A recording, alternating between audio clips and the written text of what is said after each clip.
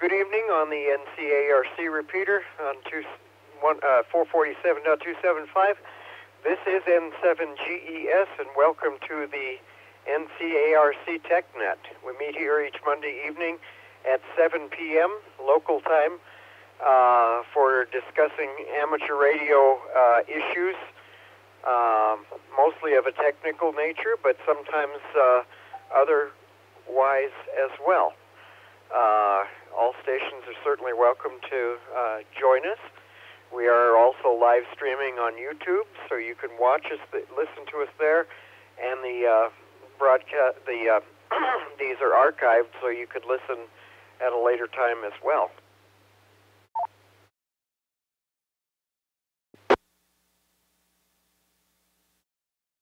Before I continue, I do have a brief announcement here sent to me by the Longmont Amateur Radio Club. I'm going to get to that here in a minute. So stand by a minute. Okay. Longmont Amateur Radio Club is starting a Hamlet net or Newbies net, 7 p.m. on Tuesday evenings. The two Longmont repeaters, the 147.270 positive input or positive offset and 100 hertz, and the 77 millimeter repeater 448.800 negative offset, 88.5 hertz tone. Again, that is Tuesday evenings at 7 p.m. So feel free to join them and ask questions as well. And that should be also an interesting project there.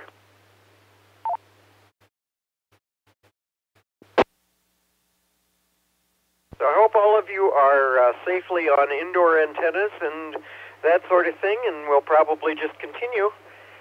We do have a thunderstorm warning over part of Weld and Larimer counties, and it is just absolutely downpouring right now. So let's start by taking some check-ins.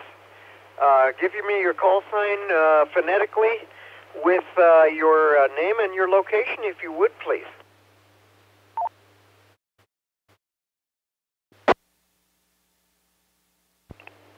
Good evening, Kevin.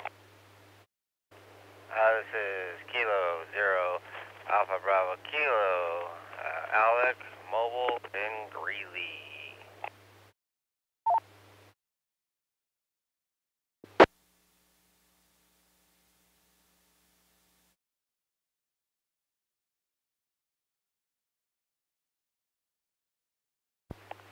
This is Kilo Echo 0 Romeo X-Ray Foxtrot Randy in East Fort Collins.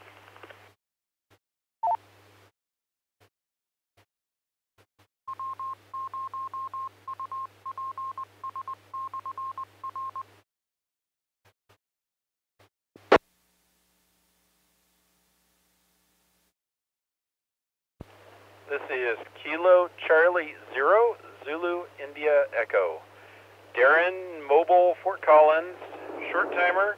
And Kevin, if you could shoot me that information, I can put that onto our nets list on the website.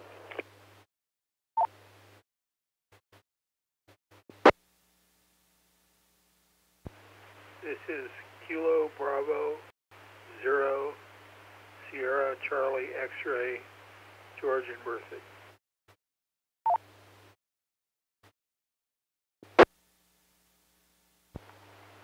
Kilo Charlie 0 Sierra Uniform November, Alec, Fort Collins.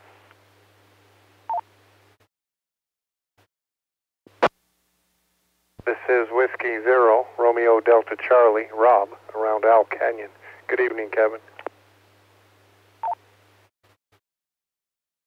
Kilo Echo 0 Hotel India Bravo. This is Ted in Fort Collins.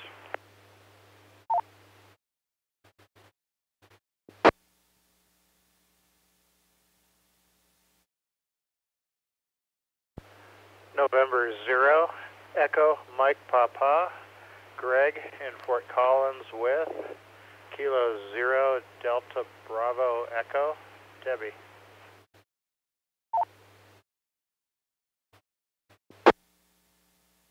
This is W0 Delta Alpha Sierra, Dave in Fort Collins.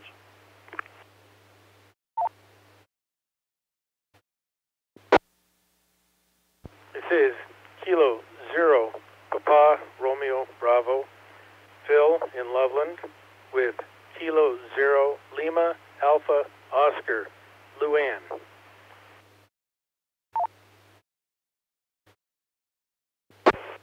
Kilo Echo 0, Charlie Papa Romeo, Mark Mobile in Fort Collins.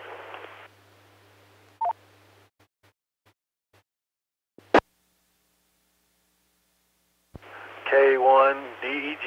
This is K1 DEG, Kilo 1 Delta Echo Golf.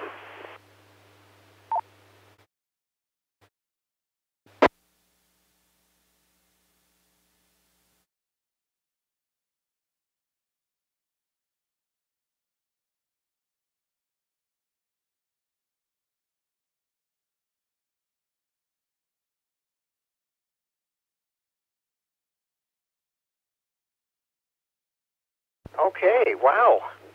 Bunch of folks. I'm going to break before I recognize everybody and just ask KC0ZIE.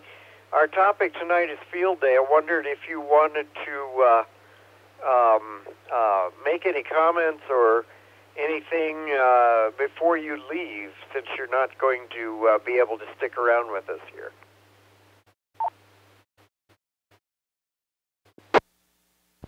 Thanks, Kevin, but no, I've got nothing specific. I'm sure that you guys can hash through most of it.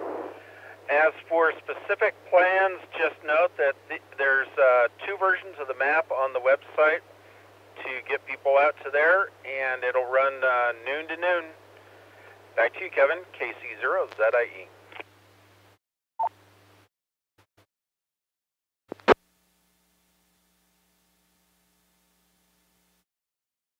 Okay, very good, thank you.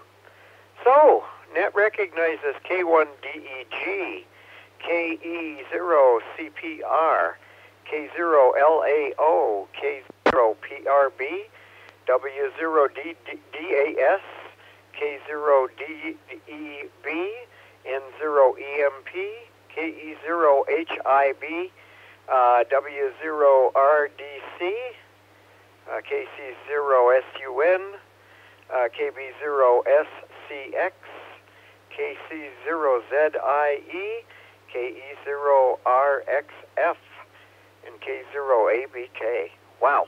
Anybody else want to check in at this time?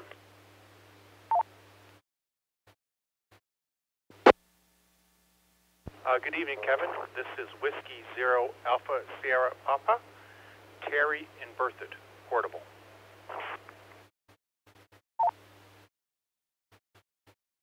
This is Kilo Delta 0 Uniform Juliet Kilo Steve and none.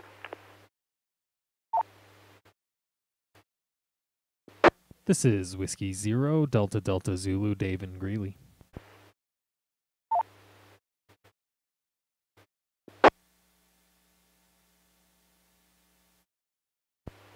This is Kilo Delta 0 Yankee Oscar Papa, Scott in Fort Collins.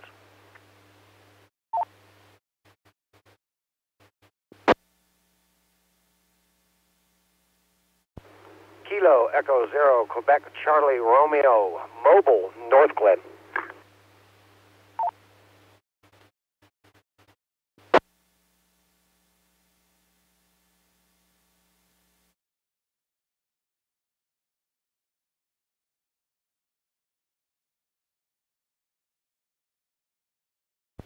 Okay, let me go back and recognize KE0QCR. What was the name there in North Glen? Sorry about that, Kevin. It's Kilo Echo 0 Quebec Charlie Romeo. The name is Robert.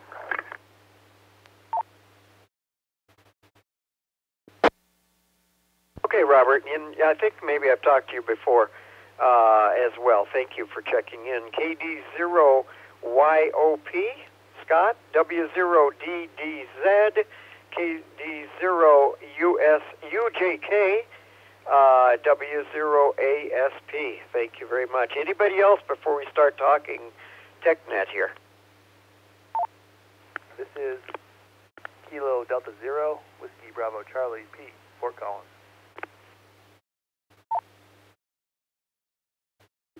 Kilo Charlie 0, Romeo Bravo Tango, Jim, Fort Collins. Okay, let me ask everybody to hold up for just a second. I got to change the battery. I should have known better to start beforehand. Hold on.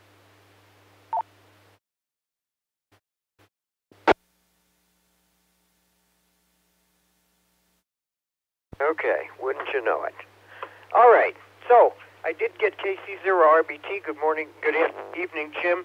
Who was the station before that? Because my my low voltage sign wiped you out. Good evening, Kevin. That was Kilo Delta Zero, Whiskey Bravo Charlie, Pete, Fort Collins.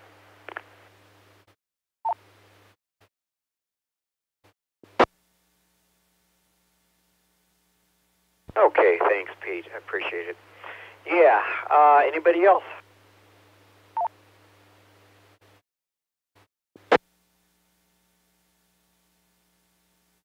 W0ASP with an announcement.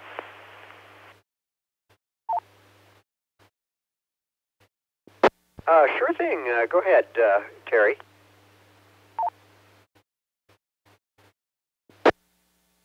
This announcement might be of interest to TechNet listeners.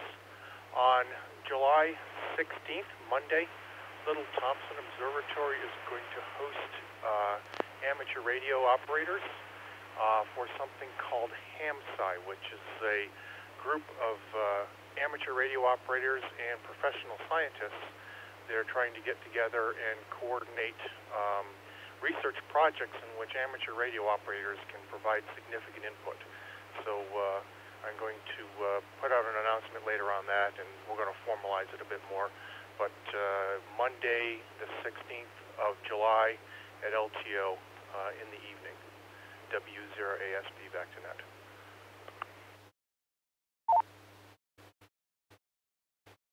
Okay, thank you, Terry. Any questions for Terry? Sounds like there's still some details to be formalized there about the HAMSI project, but any questions before we continue?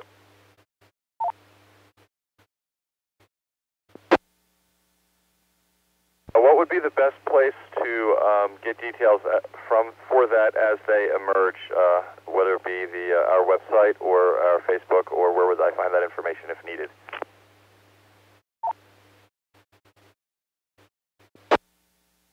I'm putting together more details, and I'm going to request that it be put on the NCARC page, and I'll make further announcements at the ClubNet and TechNets as the week progresses. KC0ZIE. Go ahead, Darren. Terry, just shoot me an email with anything you need posted, and feel free to give me any kind of updates as details emerge. And you can send that to KC0ZIE at NCARC.net if you'd like to do that.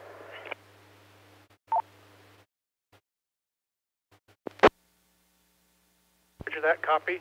Yeah, those of you with some good gear and willing to make measurements of propagation that are can support a scientific project may find this presentation interesting. W0ASP.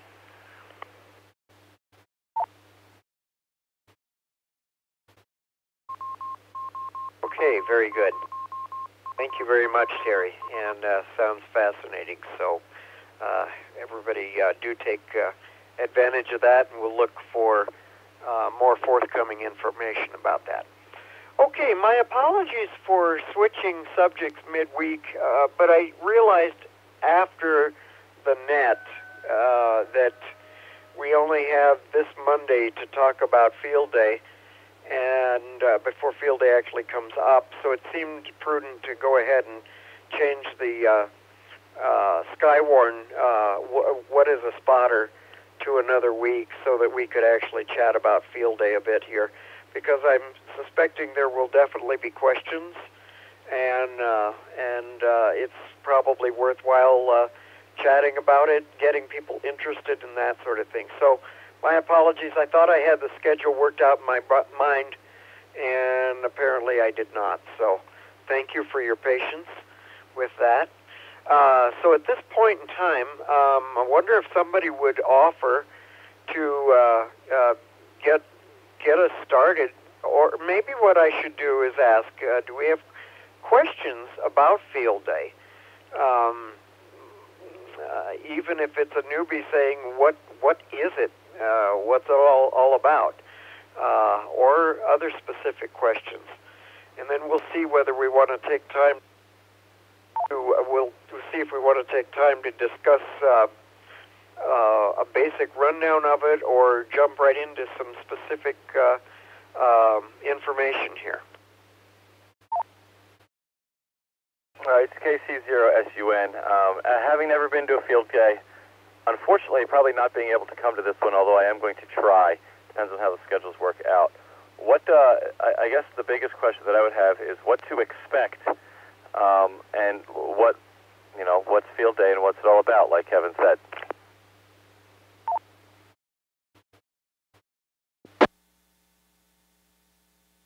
All right, so we probably should begin with a very basic description then.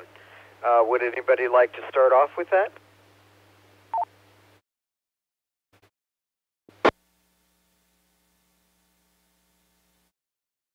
K7AVV. Good evening, Randy. Yeah, go ahead. Yeah, well, field day is essentially that.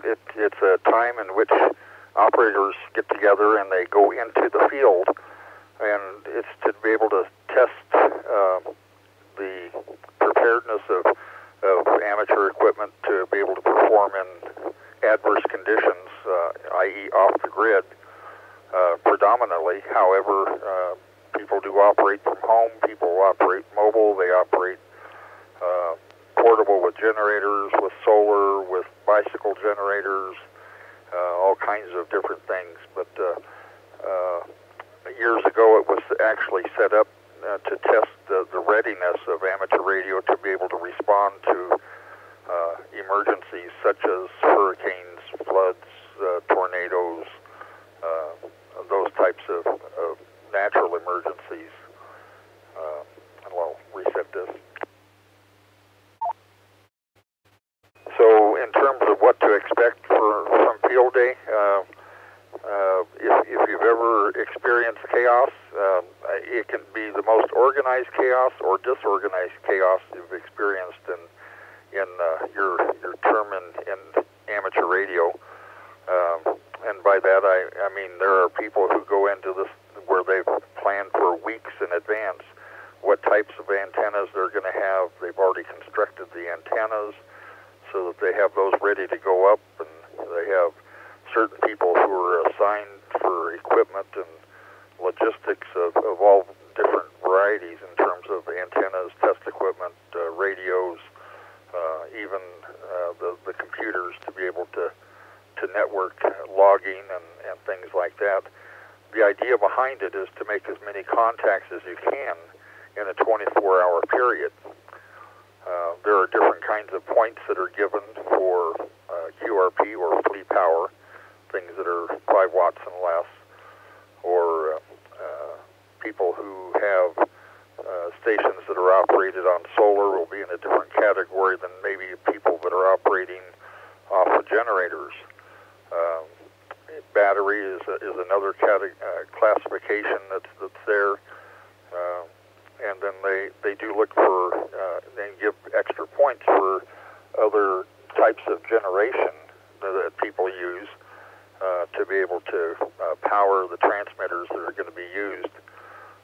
They also put different classifications dependent upon your power level I think 100 watts and less is normally in one classification, but if you go with higher power, because a lot of people do still like to use amplifiers and things like that, just like they do at home, those people are in a different category, so you get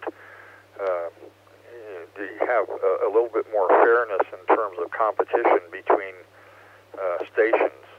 This goes on worldwide, and it's one of those things where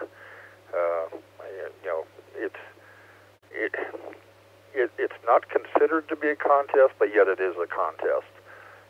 But it's to match. Okay, how many points can you accrue in that 24-hour period? And there are people who operate literally that 24-hour period. If you don't start setting up until noon of the first day, then you actually get a little bit extra time on the end of the contest, but there's not as many operators around to choose from. So you got to make your contacts early there. But it's a great time for let me reset. It's a great time for operators to get together. If you've never operated HF, and you only have a technician license, you have the ability to be able to operate third party on the whoever the trustee of the license is that is being used for that particular station.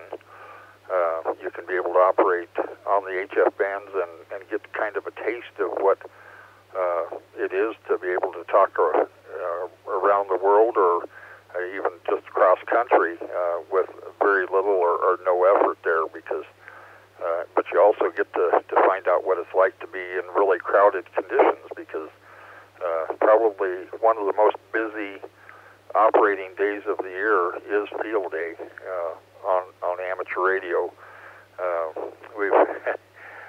We kind of liken it into the high holy days of radio. It's one of those things where anybody that wants to be a part of it can be, and it's not something that you want to miss, because it is definitely a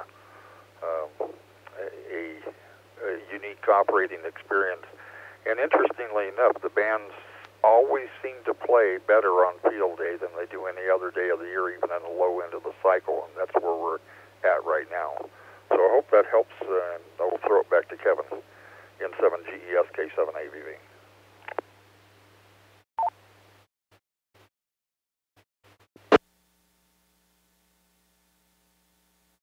Okay, Randy, thank you. I think a lot of good basics there. Thank you. Anybody else want to add anything to what Randy said before we go back for questions? LAO? LAO, go. Well, being on the other end of the spectrum, and we went out last year not knowing what to expect. Alex, the cool thing of it is, connect with, Kevin was our Elmer, and we sat with him and learned a lot, because the rules and you do this and do that, I thought, oh my goodness, I don't know what's going on. But go out there, experience it, and it is really good to kind of sit down on a radio and have somebody help you tune in and get contacts, and it's a really good experience.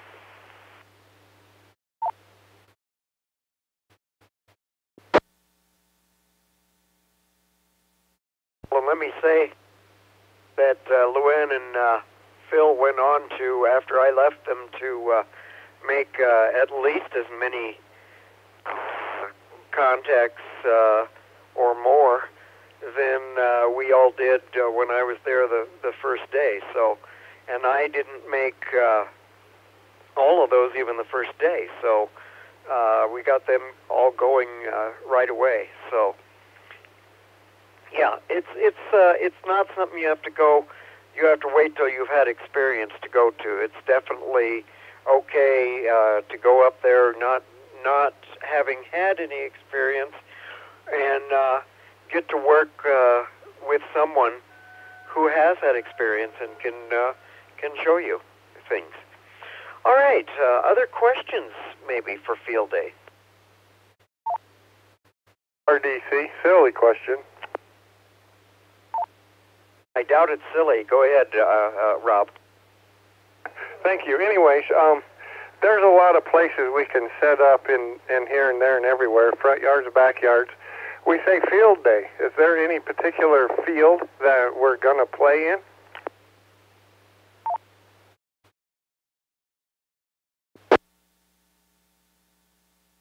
In other words, is there a location? Oh, yeah, I thought that's what you were going to say. Actually, there's lots of locations that people may use. NCARC is specifically using a location up at Nunn, and I'll turn that over to Steve to tell us more about that. But that's only our club and combining with Wars. But there will be people that will set up in groups in other areas, and there are individuals that may take a station and set up in a quiet, remote area somewhere away from other people and that sort of thing.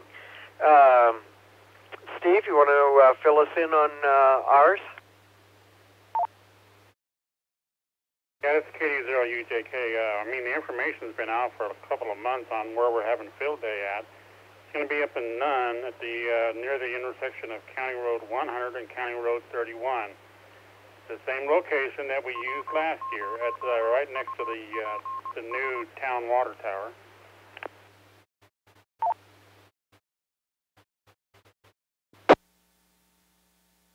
And we have plenty of room. The field is actually going to be mowed this week before field day starts. Yeah, like I said, there's plenty of room. Some people are staying up here for a couple of nights instead of just one night. So if you want to come up, just come on up.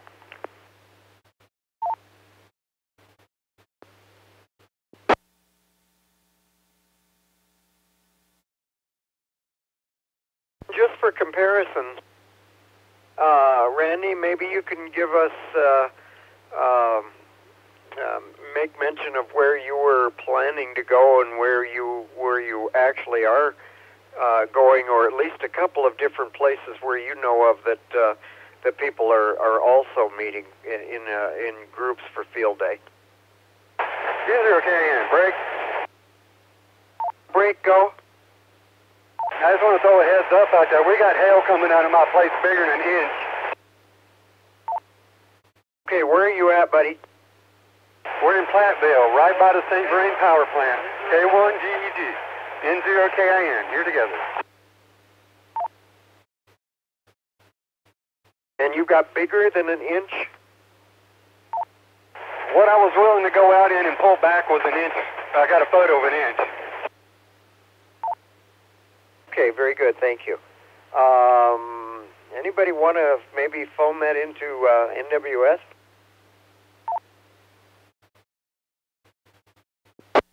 Yeah, I'll phone that in. Also, I'm going to go down because I got lightning up here.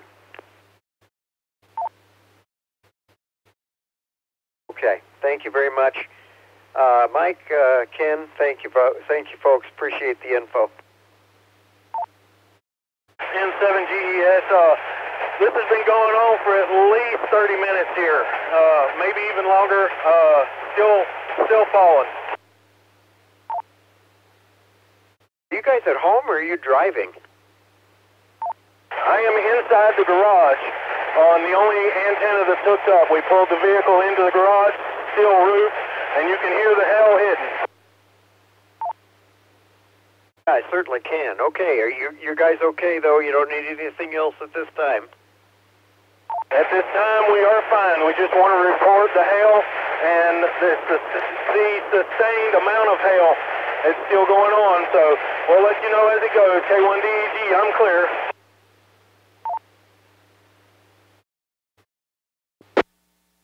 Okay, I thank you very much. We will take emergency traffic if you just say break. We'll certainly be glad to take whatever reports. I don't believe we have a WeatherNet in session right now, but that's why I asked Steve if he would report that in. K7AVV, you want to talk a little bit about other various locations just for comparison purposes? Oh, absolutely, Kevin. You know, in the number of years that I was the emergency coordinator for Aries, we got to go out and tour all the different places. We had people that would set up on the driveway of their own homes, where they would have portable antennas set up. There were people who would set up at the emergency operations centers with prior notice and that to the agency that they were going to be using their emergency operations center to activate that equipment and operate that through the duration of the event. We've had people set up in parking lots at shopping centers to be able to get amateur radio out and amongst the public. We've had people set up in parks and do the same thing where they have signage that indicates what they're doing and why they're doing it, and be able to get members of the public involved with it. Then there are people like us who tend to run for the hills, and even though I live on a hill, we actually started a group here on the Buckhorn Mountain. It's the Buckhorn Field Day Amateur Radio Club, but it's a fairly small club, but you know, we do go other places. We've been to up at it's up on 44H. It's up by the White Mountains up here. Been up there. Been up to Red Feather. We've given away Wyoming by going up into Snowy Range. That's where I'm planning to be this year, is going up to Snowy Range to operate. We'll have a few folks up there, but maybe not a lot, but it'll be completely off the grid and out of the way, and kind of in areas where they set for staging and things like that for events that like wildland fires and things like that. So that's another thing that people can kind of look and see where there are natural disasters. If there are natural disasters, whether it's a flood or it's a fire or it's a tornado or what it is, where might you have to set up and set up in those areas, and those work out to be pretty good locations as well there. I hope that gives you a few ideas there, Kevin, and we'll shoot it back to you, K7ABV.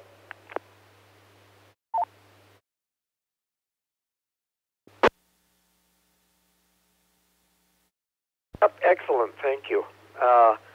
Very good. N7GES with the TechNet, probably a little overdue on that one, I'm sorry.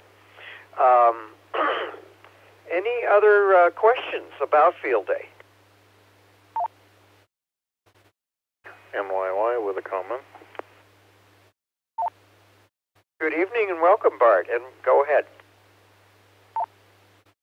N0NYY, and check me in if you would. Sorry I'm late.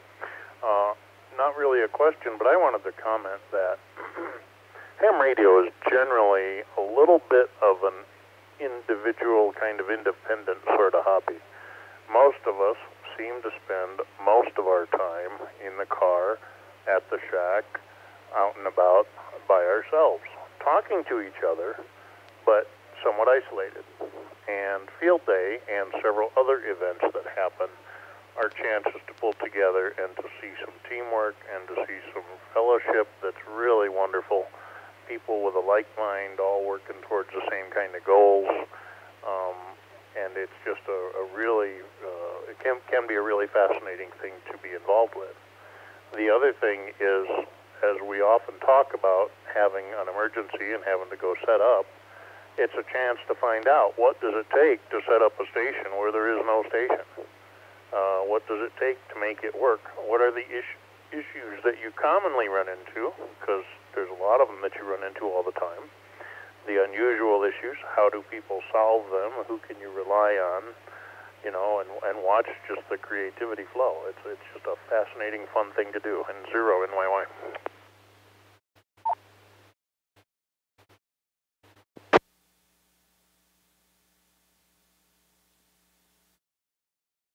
and it's fun as well, and good practice. Other comments or questions? K1DEG comment, off subject. Go ahead, DEG. About 5 or 10 minutes ago, the hail has stopped, and N0NYY, I believe it's coming your way.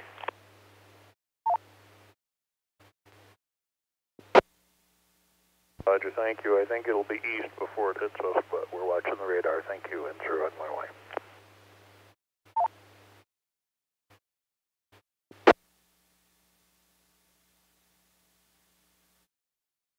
Righty, thanks much. Other comments or questions about field day? Other reasons why you might want to go? Other questions about operating at field day? Specific things, general things, anything?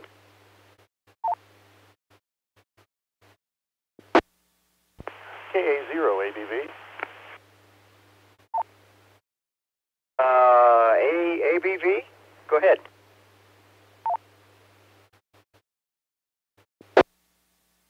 Yeah, Rhodes here, Kilo Alpha Zero, Alpha Bravo Victor. I was planning on trying to do something for field day this year, but the weak link in my system is an antenna.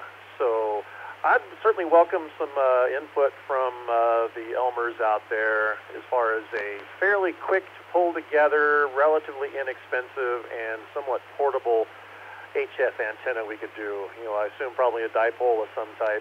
I'm going to probably find myself up on a mountaintop above tree line around Breckenridge this weekend doing another favor for a friend.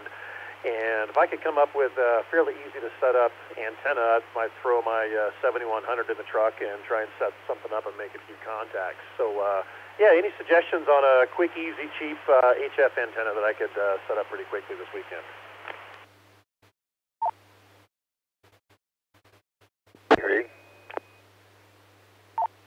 Go ahead, ABV. Probably the quickest and easiest to set up is something like an inverted V or a dipole that you get if you've got a tuner. If you set one up for 80 meters, you can pretty well tune that all the way up through all of the bands that you can operate field day on, which do not include the work bands, 12, 17, 30 meters, that kind of thing. Those are not included in the bands that you can operate, but usually we'll cover very well 80, 40, 15, 10, 20, and be able to cover those bands anyhow. But that's probably what I will be using, but I also probably will set up a loop. Loop takes a little bit more time, but the inverted V, one mast, a couple of stakes, and you're up.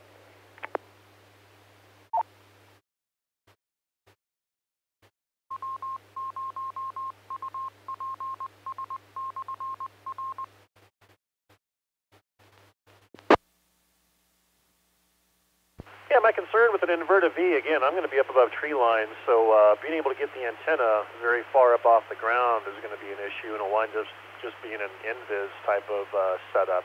I'd like to be able to get something a little further up, down over the horizon instead of just reflecting it straight up overhead. So, yeah, I'll certainly consider just cutting a 80-meter dipole and maybe do something like that. I've got a tuner that'll certainly handle that. Any other suggestions out there? KE0 ABV. 0 WIQ. Go ahead, Carrie. Well, the other day I was listening to a conversation about somebody who was thinking about a lung wire and sticking a stake in the ground for a counterpoise. Be nice if you had water so you could soak that ground, especially around here. Either that or put out a patch of metal fabric or something so that you have something to use as a counterpoise rather than just the ground. and then only supporting that long wire at one point, so you could use a fiberglass pole or something to raise the one point above the ground. Let the other end droop, feed it with a variable coupler, and away you go.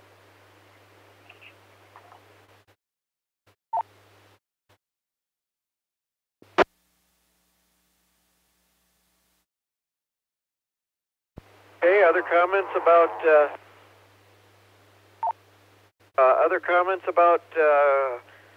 field day antennas, especially for a high tree area type situation? Addendum to my own comment. It was suggested that you get spools to wrap the wire up in while you carry it to site. And take it off the spool, because wire has a bad habit of becoming majorly tangled if you don't do something to keep it organized. Okay, there was a double. The other station, please come again. November 0, Echo Mike Papa. Alrighty, go ahead, Greg. Yeah, if you want low angle for DX, go to Lowe's or Home Depot and get the 23-foot collapsible painter's pole. I think it's called a Fat Max or something like that. It's 8 foot when it's collapsed, and it's 3 sections.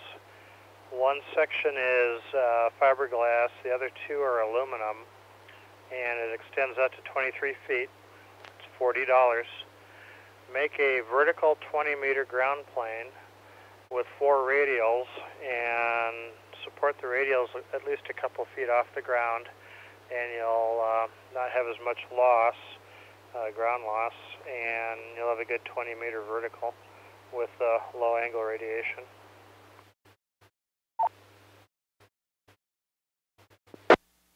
That sounds like a fantastic idea, actually. I think that would really suit my idea pretty well.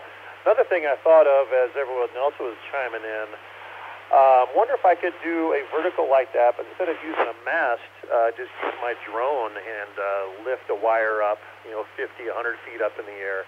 And of course, it won't last very long, just as long as the battery lasts in the drone, but use that as a little bit higher gain vertical antenna, supporting it with a drone instead of a mast. Any thoughts on that? KE0ABV. Well, for 20 meters, it's relatively easy. I've used 2 10-foot sections of PVC conduit stuck together. So for 20 meters, it's easy to get a vertical support that doesn't require power. But for a lower band, like 40 or 80 meters, you could try it.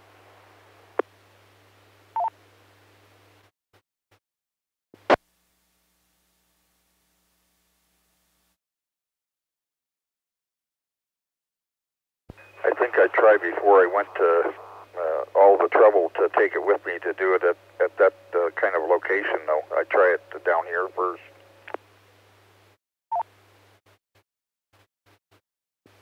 I doubled with you. I think you probably overrode me anyway, but I'm thinking what you said is try it down below before you took the trouble to take it to field day. Roger, Roger. And just for his info, at least from up here where I'm at 8,000 feet, so I'm not quite at tree line. But I've got an Invis antenna that's set up. It's a folded dipole that's only at about 12 feet. But I've worked, I've worked Australia, New Zealand, and Germany from here, as well as down the Falkland Islands. So I'm not very restricted at this altitude, because it does tend to go a little bit farther anyhow. When you start at a little bit higher level, you wind up with a pretty good low angle of radiation there.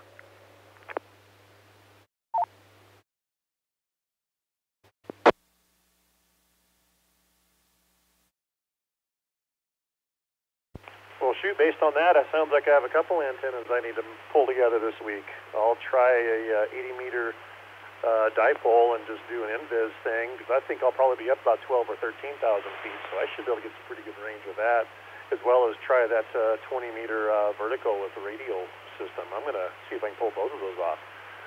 Thank you very much, everyone, for the input. I appreciate it. KE0ABV, back to Kevin in net control. NYY. NYY, go. Two things I wanted to mention. One, when you get up to that altitude, the lifting ability of your quad is going to deteriorate a lot quicker than you might think. So be prepared for that. Number two, I use chain link fence top rail, 10-foot sections. They're like $13 a piece at Home Depot, and you could stack 3 of those together, and you'd have metal all the way up for a good vertical. Put them on an insulator, do your ground radials, and there you go. Another very cost-effective and very strong option. You'd have to guide them at the top, of course, but I don't know how strong the painter's poles are, but once you get up above tree line, some of the winds you encounter may be fairly strong as well. N0NYY, back to net.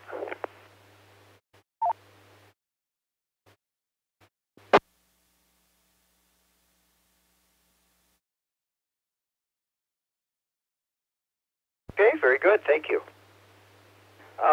Other questions or comments? Questions first. Let's make sure we have that covered here.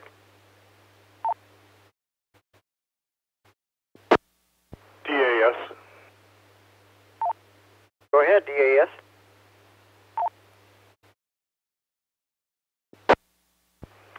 Yeah, I had a chance to run down and see Phil's handiwork. He's going to have an incredible setup at Star Drive up at Field Day, but a question came up between our discussions, and the question is about grounding. I also noticed it under the safety officer's information on the ARRL on Field Day. That's one of the safety officer's duties, is to make sure everybody's grounded. So we had a different opinion on it, and so I was wondering if anybody could fill in and fill in the need for grounding, and you know, how extensive is that, and what should we prepare for? Back to you, Kevin, N7GES, W0DAS.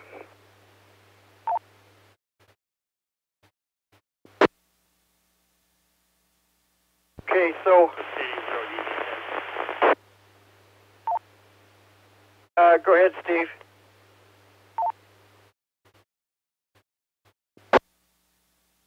Yeah, I'm sorry if I don't come through well. I'm on an HT because of the storm. But anyway,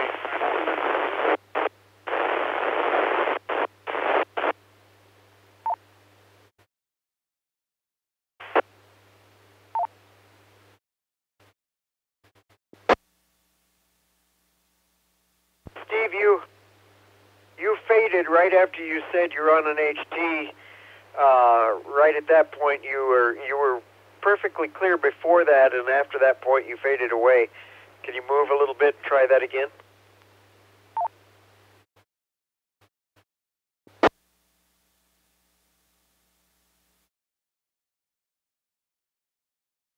yeah, give me a minute. I'm going to go back to my main radio.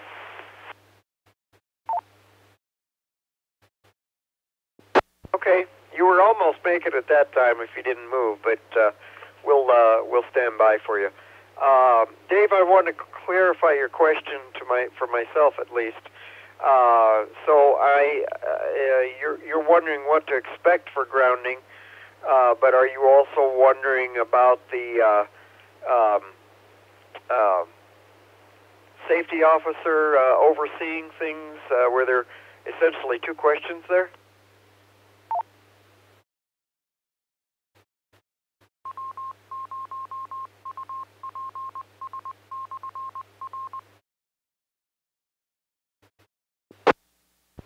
W0DAS for ID. I guess, no, I was reviewing the safety officer sheet, and it did bring up the need for grounding. And so I didn't know Is everybody planning to bring a grounding rod? That's what I was planning to bring, drive it down into the ground, and I've got a jack to pull it out. But I always feel like if you've got a good ground, everything else seems to work better. And so I was just curious what the if that was something to remind people of, or if anybody else is planning that same way. Yeah, this is KD0UJK back on the air here. Yeah, like I said earlier, we didn't really do any grounding up there last year, but there's nothing wrong with doing grounding, and, you may be right that things might work better, but, we did pretty good without doing any grounding.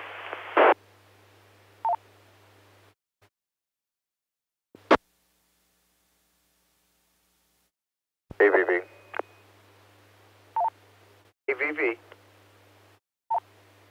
From the perspective of lightning protection and things like that, if you can be able to discharge the strikes before they become a strike, you may be saving your equipment there. The other thing is that, as was indicated, somebody else made a transmission error that said that things always seem to work better when they're grounded. Well, when you ground your station, you find that you get better radiation as well. So, it's one of those things that's kind of a twofold thing. It's a safety thing, plus it's also a transmission thing. You'll wind up having things work better. It doesn't take a full 10-foot rod going down in the ground, but if you've got something going into the ground, is better than nothing. And then if you can be able to add some salt water around where that ground rod goes in, you get better conductivity, and you're going to wind up probably radiating better too. So anyhow, my 2 cents, and anyhow, back to you, Kevin, K7AVV.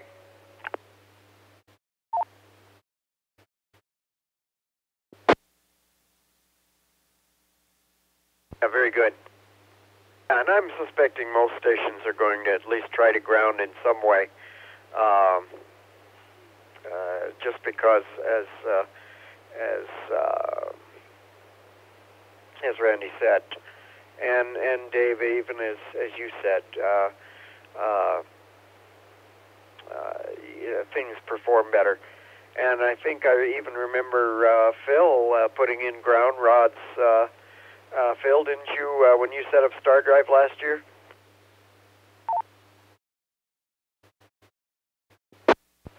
K0PRB.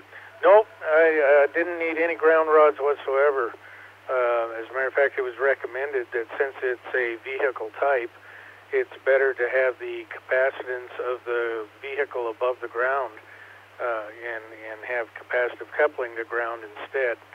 So if there are other views on that, let me know. K0PRB.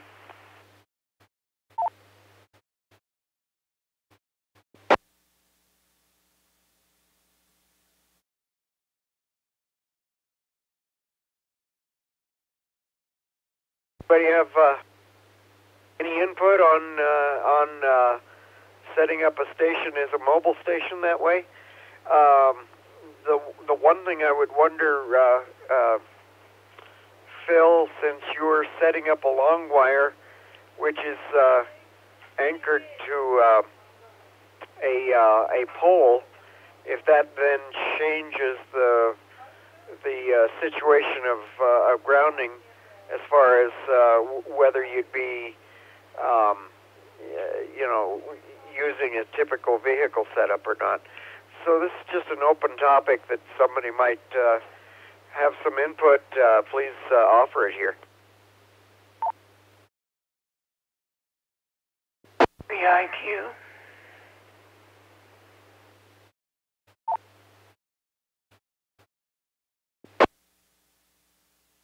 WIQ, go.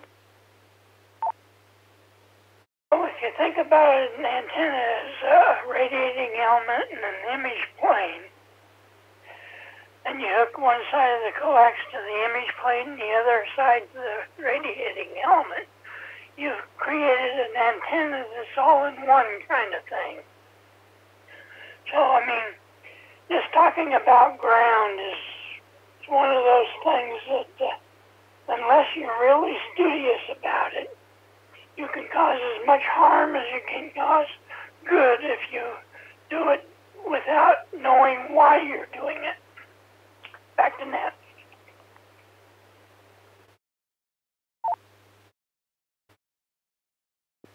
Other comments about a grounded a vehicle set up using a ground or not?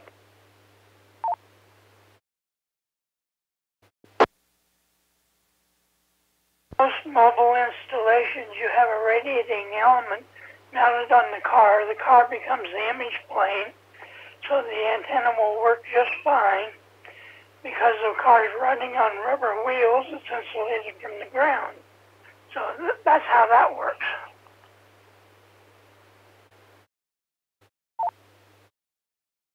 Okay. Comments. Anybody else have comments? Well, that's true.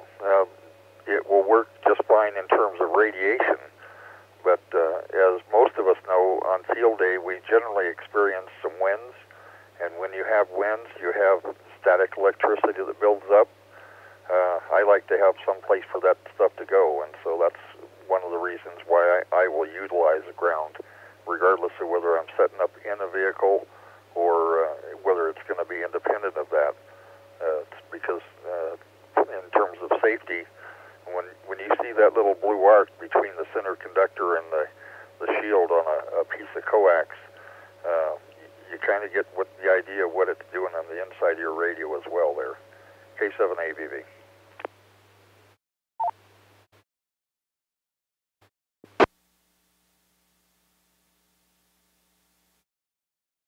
Okay. Thank you very much. Dave, back to you. Does that kind of give you some insight there that help?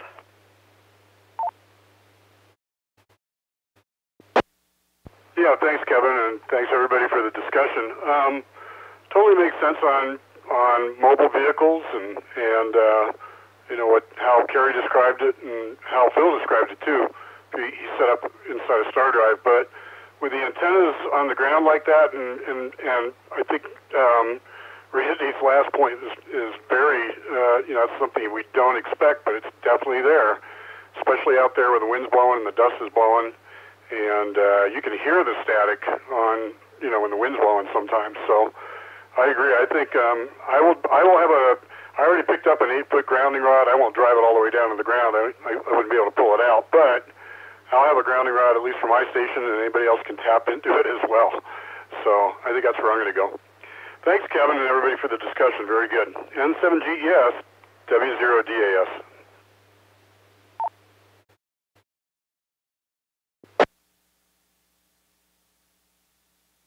Okay, excellent.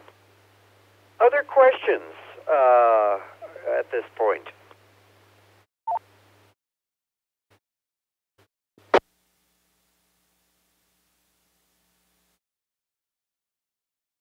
Okay, other observations as to other points of field day. We haven't even begun to discuss the rules and regulations. Maybe that isn't necessary at this point unless somebody has questions about them. Categories of operators we've talked about a little bit. Generally, if you're working in a club situation, you're going to work according to what they have set up. If you're working independently, then that's another matter. But those are also issues that may come up. I'm trying to think of other issues. Of course, the time frame that we operate is quite specific, and setup time as well. So there's several things there to consider. Other questions about any of these? This is N7GES with the TechNet.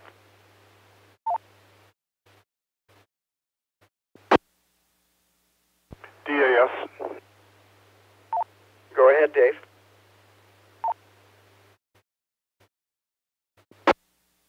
Do we have any idea how many stations we're going to have up there broadcasting?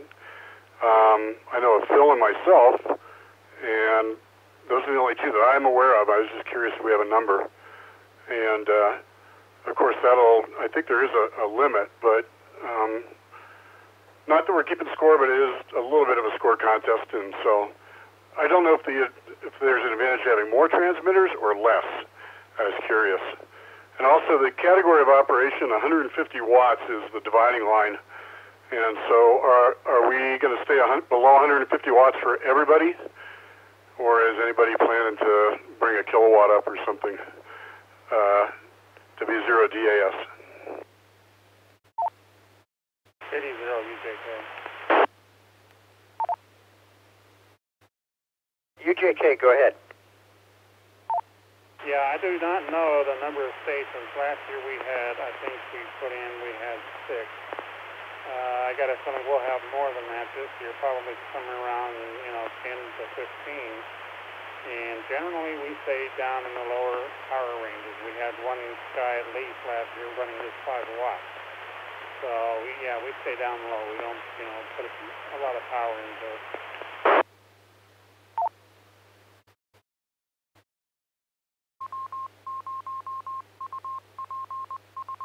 Yeah, by lower range, you mean 150 and lower, right?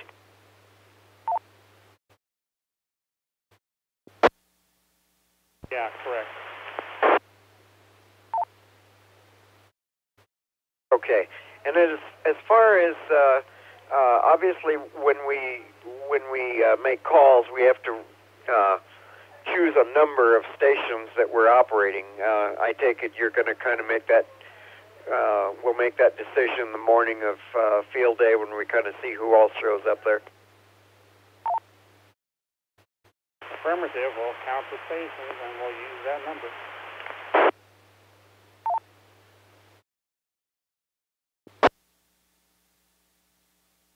Okay, that answer your question, Dave?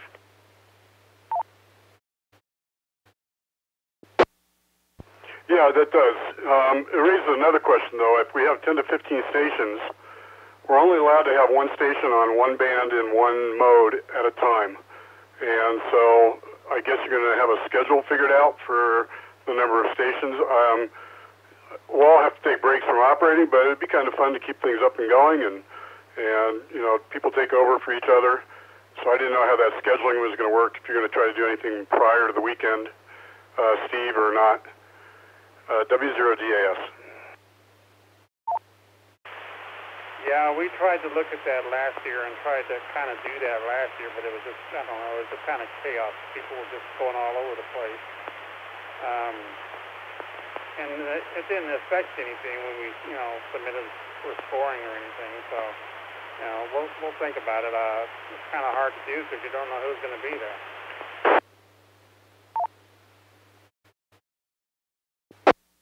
Okay, well, sounds good, and I guess we'll play it by ear as much as we can, but I would be willing to help you on field day if we want to try to schedule something or try to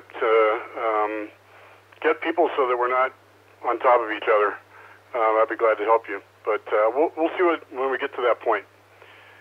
Back to you, Kevin, N7GES and the group W0DAS.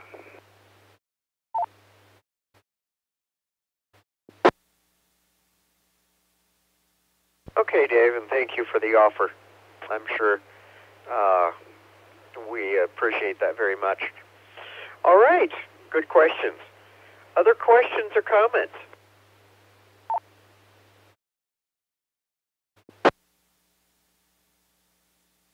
Be a comment and a question, I guess. Okay, go both ways.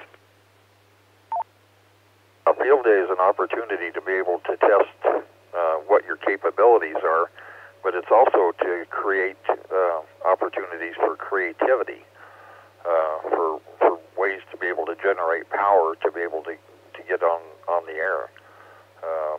There have been people who have hooked up generators to bicycles to, instead of having a back wheel, they would have a generator tied in there. Whether it's a 12 volt or 110 watt, depends on how fast you want to pedal, that's for sure. There are batteries, there are different inverters, to be running generators, and how well filtered is the generator you have, or have you tested that to see what kind of noise it generates, that kind of thing? Batteries, solar, all of those different things. It might be good just to kind of take a kind of a informal survey just to see what people are planning on using as power sources, because and you need to make sure that it's something that's sustainable through the period that you plan to operate. So anyhow, back to you, Kevin, and I'll let you take it from there.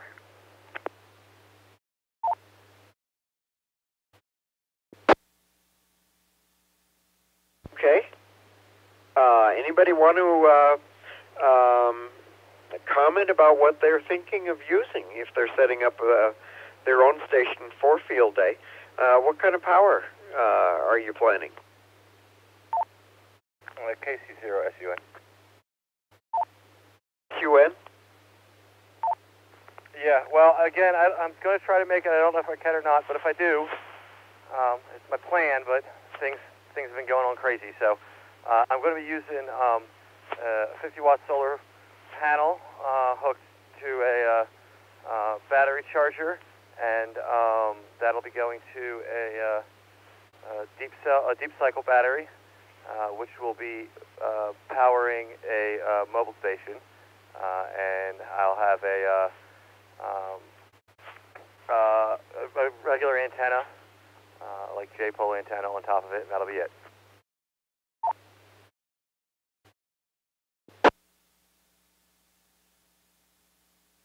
Okay, very good. And others, please?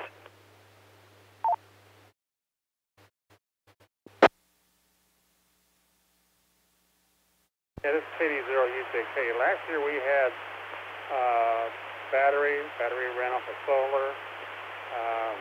We did have a couple of generators, but they were only used on Sunday morning to jack up the batteries on the Wars trailer. I mean, this year the Wars trailer's got 5 batteries and it runs off of a 100-watt solar panel. So, you know, a lot of juice. But we still will have generators there in case somebody needs them to, you know, charge up their batteries or whatever.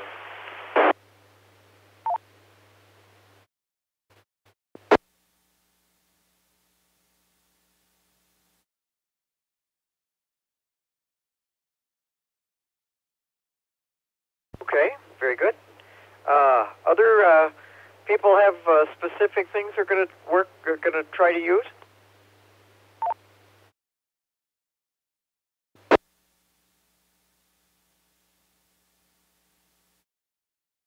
No, that Phil's got batteries and solar. Anything else in that arsenal, Phil?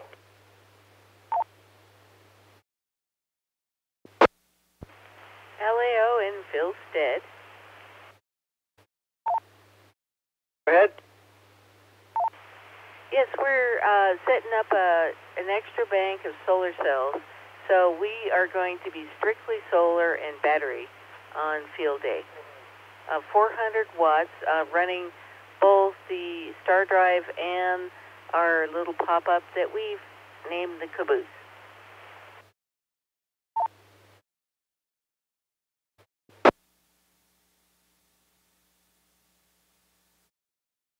Okay, excellent. And that's not only for radios, but for living and everything then, right? Yes, indeed. We'll see if it's going to be towards full moon, but it will run radios, telescopes, and living requirements.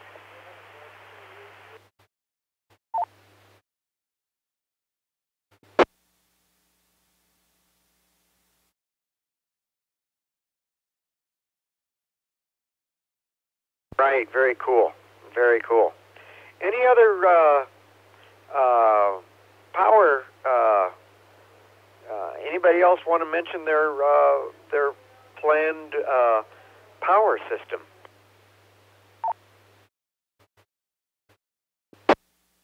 AVV. 2MIC is going to power his rig with squirrels. Yeah, no doubt. AVV, go ahead. Yeah, I'm using kind of a combination. I'll have a power inverter,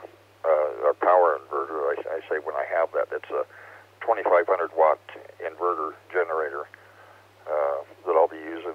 But I also have batteries, about 300 amp hours of batteries, and 200 amp hours, or 200 amp, amp hours.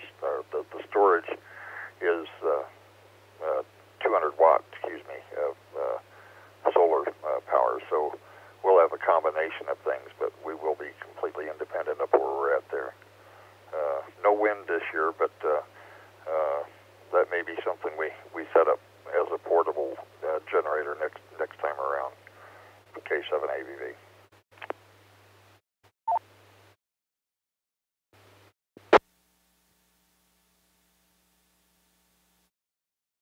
Okay, very good. Thank you. Interesting discussion and points, and lots of people that are well prepared. Any other comments anybody'd like to make? We did have LCK up there, at least one that I know of, working QRP, low power. I don't know if he's planning on that again this year. He was also doing digital modes, so it'll be interesting to see if he's attending and what situation will be. He said he wasn't going to be here this week for TechNet, so he won't be able to fill us in on that. Other questions or comments about field day operations? NT4AI. Hey, good evening, Brad. It's sure good to hear from you. What you got for me? Well, two things that I've found out in my field day experiences, that it is, number one, it is never too late to plan for next year, which is what I'm doing now. I am planning for next year. I'm probably going to go solar and batteries, and I don't know if I'm working one Charlie or bringing a trailer, but I've already got my site picked out. I just have to make sure with the state of Nebraska that I can do it there. Number two is on your field day prep, you can never have enough water. Not fluids. I mean, you can have Gatorade and stuff like that. You can never have enough water with you to hydrate. Keep hydrating, because when you're doing you're in in the middle of the thick of a contest, take 2 seconds and take some water, even if you're logging or operating, either or. Let me reset. And number three, if you are going out by yourself or a small group, if you're planning with a small group and you're hydrating yourself properly, all that water's got to go somewhere, so make sure that you have adequate, I'll just say, facilities. Be it just, a mulch bucket or whatever, a compost bucket. That's the bare necessities that you're going to need. And there's no such thing as not enough spares. So I'll leave it at that. And hello and good evening to all my friends up north. NT4AI.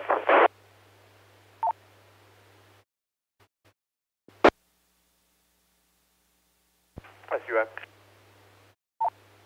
Well, good points, and Brad, it's so good to hear from you. SUN, go. Oh, I just wanted to add to that point of preparedness. If you've never sat in the field, especially after a week like this where we've had a lot of moisture, and you sat in the field as the sun goes down, things that you might want to bring with you is DEET, because it doesn't matter how far out in the field you are or away from water sources. After you've had rain like this, it sits in little hollows and it gets pretty bad when the sun goes down. So if you want to keep all your blood, or as much as possible, in your body, DEET is a wonderful thing to bring.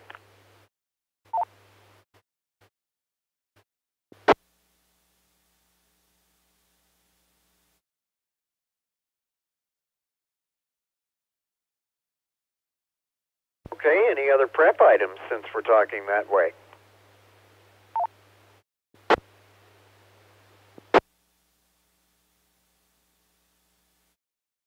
Comment. Go ahead.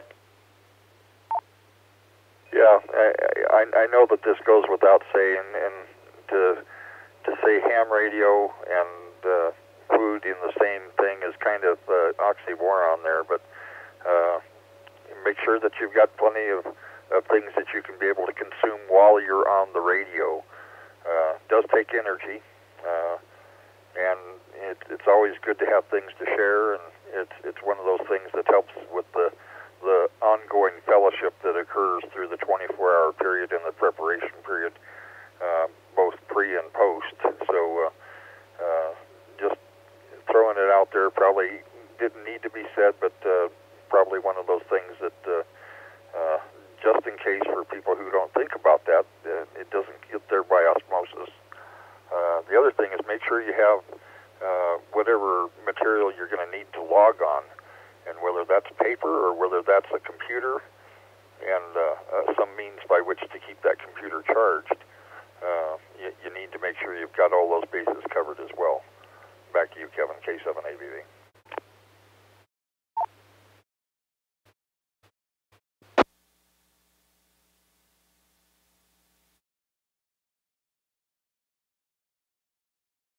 Okay, very good.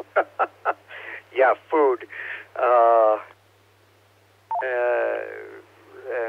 and that should automatically go with radio. But as he said, it doesn't just appear. We are providing some food at NCARC, but those are bigger meals, and you may still want your own snacks. So there you go. Very good.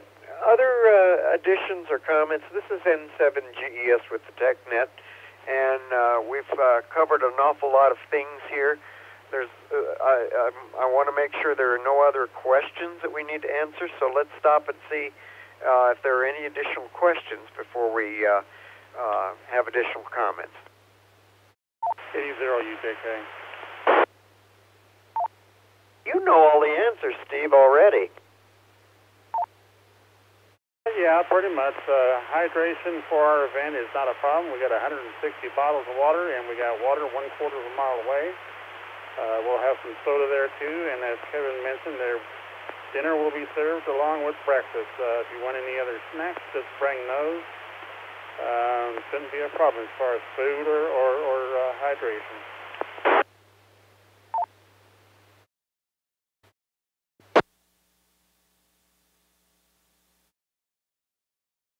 Okay, Steve, thank you. Now, what was your question? I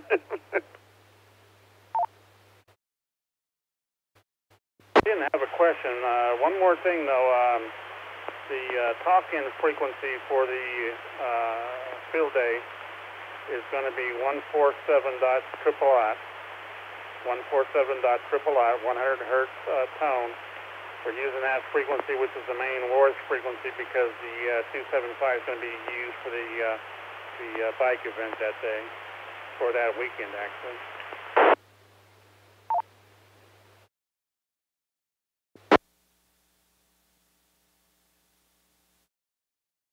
Okay, very good. Thank you. Good point to know as well. All right.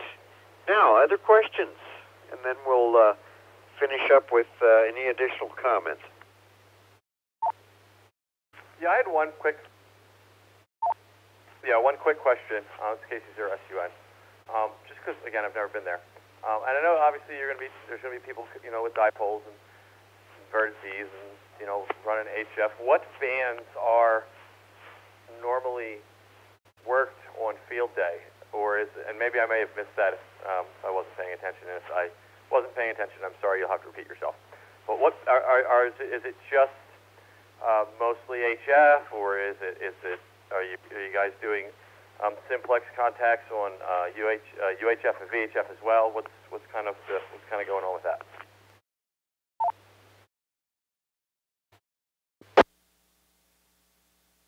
AVV. Go ahead, Randy. On the HF bands, all of the bands except for the work bands, which would include 12 meters, 17 meters, 30 meters, that type of thing, are included in terms of operation.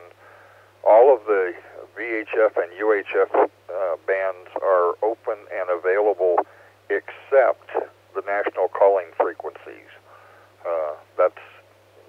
Those are kept open so that people can make calls and move off and go someplace else to have their rag shoes and that kind of thing. But they don't authorize that on the national calling frequencies. Other than that, pretty much everything is available and usable. Repeaters are not fair game. It needs to be simplex on the VHF, UHF spectrums, and even down on 10 meters where there are some FM repeaters. 6 meters has some as well, but they're not included in the contest. So other than that, everything else seems to be pretty much fair game there. 4AI. Go ahead, Brad. Also on VHF and UHF, and this gets you extra points. Satellites. The amateur satellites are fair game as well. VHF up, UHF down, or UHF up, VHF down. They're fun to work. They aren't kicking a pants seriously to work, and you got to try and track them and follow it throughout the sky, and everything has to be, just so. But boy, when it is, you can just get good contacts. And I think it's what 100 points this year. I think, not sure, have to check, but yes. Any of the HF bands except for the work. 12, 17, 30, and 60 are fair game, and you'll find people around, believe me, 10 meters and even 6 meters, and I've been hearing that 6 has been open in the afternoons and the evenings, so, give it a shot. That's all I got. And P4AI, back to that.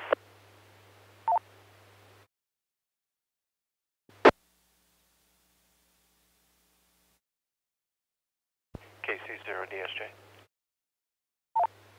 Good evening, Chet. Go ahead. Hey, good evening. Just so everybody knows, W0 CDN and myself are going to set up at the Masonic Temple this weekend. So we'll be broadcasting out of there. Anybody that's in the neighborhood is certainly welcome to stop by and join us. Anyway, we had some obligations that kept us in town, so that's where we're going to be operating from. KC0 DSJ.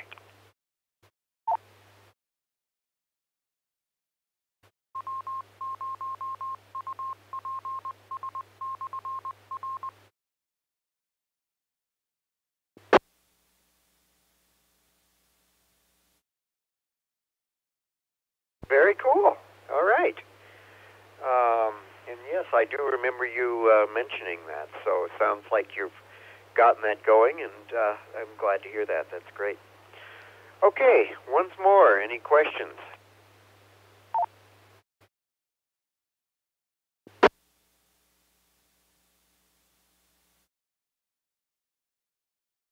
Any last comments about TechNet that anybody'd like to make? Comment, Kevin. Go ahead. KC0RBT. Yeah, I bowed out for a bit. 6 meters is open, by the way, into California, Utah, Nevada. So anyway, just FYI, 6 meters is open right now. KC0RBT, we're clear.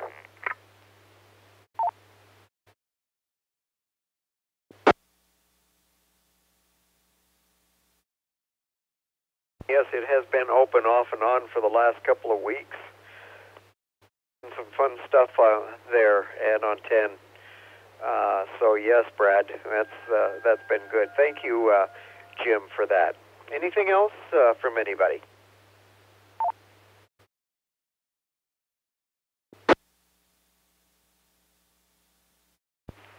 K0LEO. Go ahead, Luann. Well, I would just encourage people, if they're thinking about getting out on field day, find a group or somewhere you want to go. It's just a wonderful experience, so don't let it go by.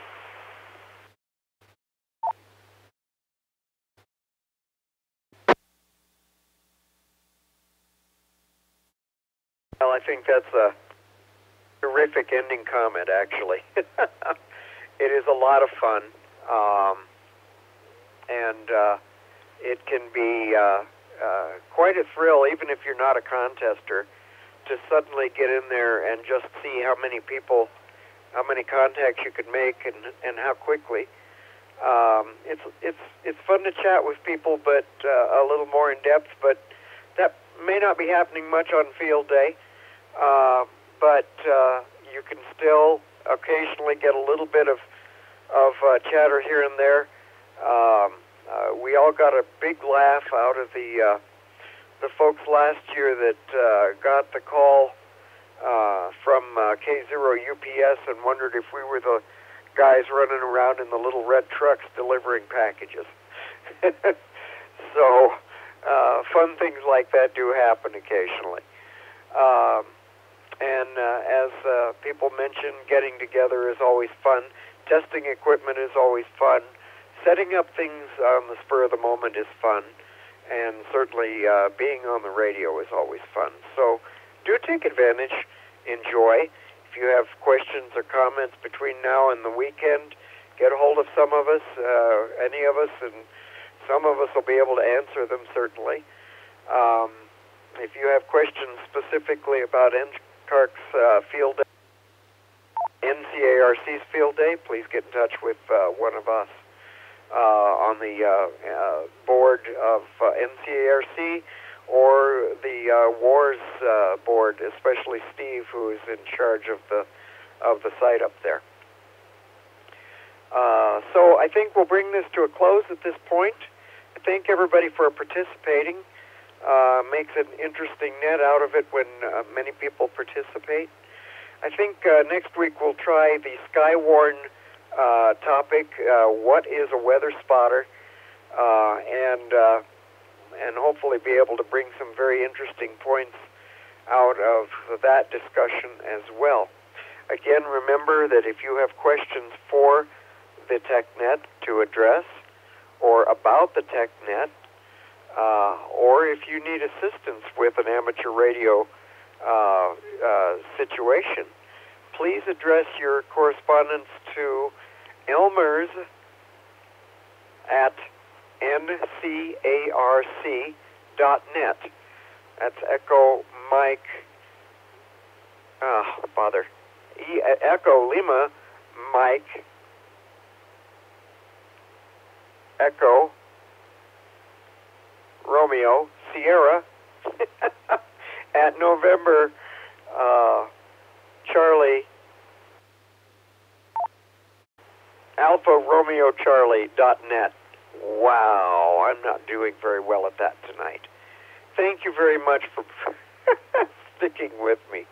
And 73s to all. We'll talk to you next week. This is N7GES Clear.